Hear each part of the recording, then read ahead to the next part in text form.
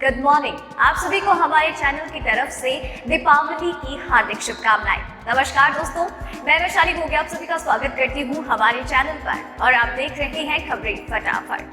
दोस्तों, आज त्योहार का दिन है, तो त्योहार के साथ साथ त्योहारी सीजन को शुरू हुए काफी टाइम हो चुका है और अभी त्योहार और भी बाकी हैं। लेकिन इसी के साथ त्योहार को नजरअंदाज नहीं किया जा सकता है, तो साथ ही साथ बाकी चीजों को भी यहाँ पर नजरअंदाज नहीं किया जा सकता है, जैसे कि कोरोना वायरस और इसकी वैक्सीन। साथ ही साथ जो विदेशी वैक्सीन हैं जिनके ट्रायल इंडिया में हो रहे हैं, जिनमें से एक है स्पुतनिक V, जिसकी एक की भारत आ चुकी है और उसका ट्रायल दूसरे और तीसरे फेज का भारत में होना है।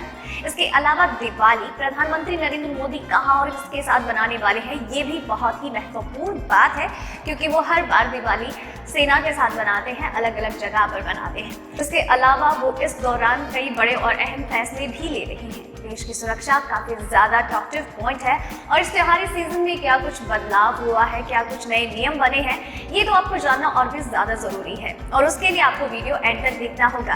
तो चलिए दोस्तों, बातें अब बंद करते हैं और एक नजर डालते हैं सुर्खियों की ओर। जैसलमेर में जवानों के साथ दिवाली मना सकते हैं पीएम मोदी, सीडीएस सेना प्रमुख भी होंगे साथ। भारत के खिलाफ पाकिस्तान की इस हरकत पर रूस ने जताई कड़ी आपत्ति। कोरोना के टीके पर खुशखबरी, भारत पहुंची रूसी वैक्सीन स्पुतनिक V की पहली खेप।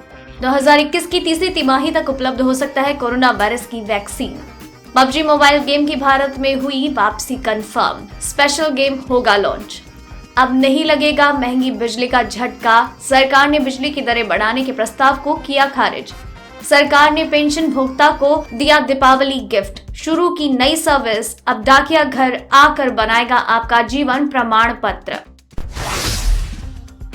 जी हाँ दोस्तों, ऐसी और भी कई खबरें और अपडेट निकल कर सामने आ रही है, जिनके बारे में सही और सटीक जानकारी हम आप तक सबसे पहले पहुंचाते हैं। लेकिन इसी के साथ खबरों में आगे बढ़े, आपसे एक छोटी सी बात कहनी है और वो बात ये है कि वीडियो को बनाने में मुझे बड़ी मेहनत लगती है और आप अपनी मेहनत, प्यार और सब्र के साथ इस वीडियो को एंड तक देखते हैं, उस बात का हम तहे दिल से शुक्रिया अदा करते हैं। बस आप अपना ये प्यार और सपोर्ट हमारे साथ इसी तरीके से बरकरार रखिएगा। और आप तो जानते ही हैं कि जब आप एक वीडियो को लाइक करते हैं, उसे शेयर करते हैं और अपने विचार हमसे साझा करते हैं, तो हमें बड़ी खुशी होती है। एक तरीके का मोटिवेशन ही है और आप ये मोटिवेशन हमारे साथ यूं ही बरकरार रखिए और हम हर बार आपके लिए बेहतरीन काम करते रहेंगे। तो चलिए दोस्तों, बढ़ते हैं खबरों की ओर और एक एक करके जानते हैं कि क्या कुछ कहती हैं ये खबरें। देश में कोरोना वायरस के संक्रमितों का आंकड़ा 87,28,795 हो गया है। 24 घंटे में कोरोना के 44,879 नए मामले मिले और इस दौरान 547 लोगों की मौत हुई। गुरुवार को 49,079 लोग रिकवर हुए। कोरोना से अब तक 81,15,580 लोग ठीक हो चुके हैं। इस वायरस के संक्रमण से अब तक 1,28,688 मरीजों की मौत हो चुकी है, जबकि 4,84,547 लोगों का इलाज जारी है, यानी कि ये एक्टिव केस हैं। बढ़ते हैं अब अगली खबर की ओर। कोरोना काल के बीच देश दिवाली मनाने जा रहा है। प्रधानमंत्री नरेंद्र मोदी इस बार भी खास तरीके से दिवाली मनाने की तैयारी में हैं। पीएम इस बार जैसलमेर बॉर्डर पर भारतीय सेनाओं के जवानों के साथ दिवाली का जश्न मना सकते हैं। पीएम के साथ chief of defence staff Bipin Rawat, सेना प्रमुख MM नरवणे भी शामिल हो सकते हैं। आपको बता दें कि इससे पहले भी प्रधानमंत्री नरेंद्र मोदी दिवाली का त्योहार जवानों के साथ ही मनाते आए हैं। पीएम मोदी ने इससे पहले जम्मू कश्मीर, उत्तराखंड समेत अन्य जगहों पर जवानों के बीच जाकर दिवाली मनाई है। बढ़ते हैं अब अगली खबर की ओर। रूस ने एक बार फिर से भारत का साथ दिया। रूस ने भारत की इस बात का समर्थन किया है कि शंघाई सहयोग संगठन SCO की बैठक में कश्मीर जैसे द्विपक्षीय मुद्दे नहीं उठाए जाने चाहिए। रूस ने कहा, ऐसा करना संगठन के मूल सिद्धांतों के खिलाफ है। मंगलवार को SCO की वर्चुअल समिट को संबोधित करते हुए पीएम मोदी ने पाकिस्तान को कड़ा संदेश दिया था। पीएम ने कहा था कि SCO की बैठक में गैर जरूरी तरीके से द्विपक्षीय मुद्दों को उठाने की कोशिश करना संगठन के मूल सिद्धांतों का उल्लंघन है। पीएम मोदी का इशारा साफ तौर पर पाकिस्तान की तरफ था। बढ़ते हैं अब अगली खबर की ओर।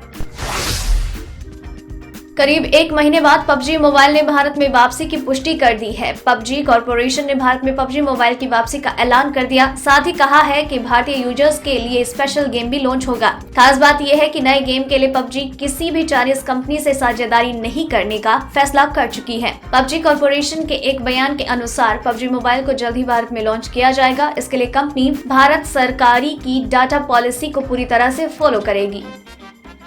बढ़ते हैं अब अगली खबर की ओर।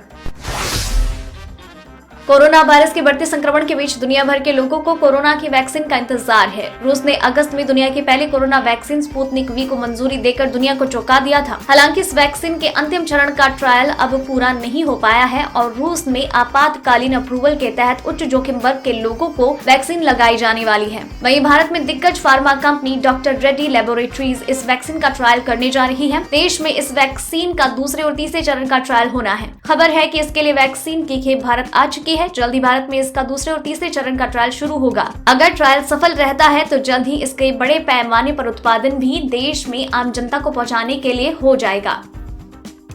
बढ़ते हैं अब अगली खबर की ओर। ऑस्ट्रेलिया के स्वास्थ्य मंत्री ग्रेग हंट ने शुक्रवार को कहा कि क्वींसलैंड विश्वविद्यालय की ओर से विकसित किया जा रहा कोविड-19 का संभावित टीका 2021 की तीसरी तिमाही तक ऑस्ट्रेलिया के लोगों के लिए उपलब्ध हो सकता है। उन्होंने कहा कि टीके के विकास की प्रक्रिया तय समय से पहले हो रही है, वो कारगर है। हंट ने कहा कि टीके में वायरस को निष्क्रिय करने वाले एंटीबॉडी के उत्पादन की क्षमता पाई गई है और ये वृद्ध लोगों पर प्रभावी है। दोस्तों, खबरों का सिलसिला खत्म नहीं हुआ है। खबरें आप तक लगातार पहुंचती रहेंगी और अगर आप चाहते हैं कि आप तक एक एक अपडेट रेगुलरली आते रहे तो आप अभी चैनल को सब्सक्राइब कर लीजिए, बेल आइकन को दबा दीजिए ताकि आपसे कोई भी खबर मिस ना हो। तो चलिए दोस्तों, अब बढ़ते हैं अगली खबर की ओर। सरकारी तेल कंपनियों ने आज भी कोई बदलाव नहीं किया, जबकि पेट्रोल के दाम पिछले 49 दिन से जस के तस हैं। दिल्ली में पेट्रोल 81.06 और डीजल 70.46, मुंबई में पेट्रोल 87.74 और डीजल 76.86 रुपए, कोलकाता में पेट्रोल 82.59 और डीजल 73.99, चेन्नई में पेट्रोल 84.14 और डीजल 75.95 रुपए प्रति लीटर है। धनतेरस पर ज्वेलरी बाजार में तेजी आने की उम्मीद थी। माना जा रहा था कि धनतेरस पर सोना चांदी खरीदने के लिए लोगों की भीड़ टूट पड़ेगी, लेकिन ऐसा हुआ नहीं। सोने चांदी की ऊंची कीमतों के चलते ज्वेलरी बाजार की तरफ ग्राहकों ने रुख नहीं किया। धनतेरस के दिन सोना 81 रुपए प्रति 10 ग्राम ही सस्ता हुआ, जिसके बाद अब नया भाव 50,057 रुपए पर आ गया। आज चांदी की कीमत में सिर्फ 4 रुपए प्रति किलोग्राम की गिरावट हुई और अब चांदी हो गई है 62,037 रुपए प्रति किलोग्राम। इससे पहले सत्र चांदी का भाव 62,041 रुपए था। बढ़ते हैं अब अगली खबर की ओर।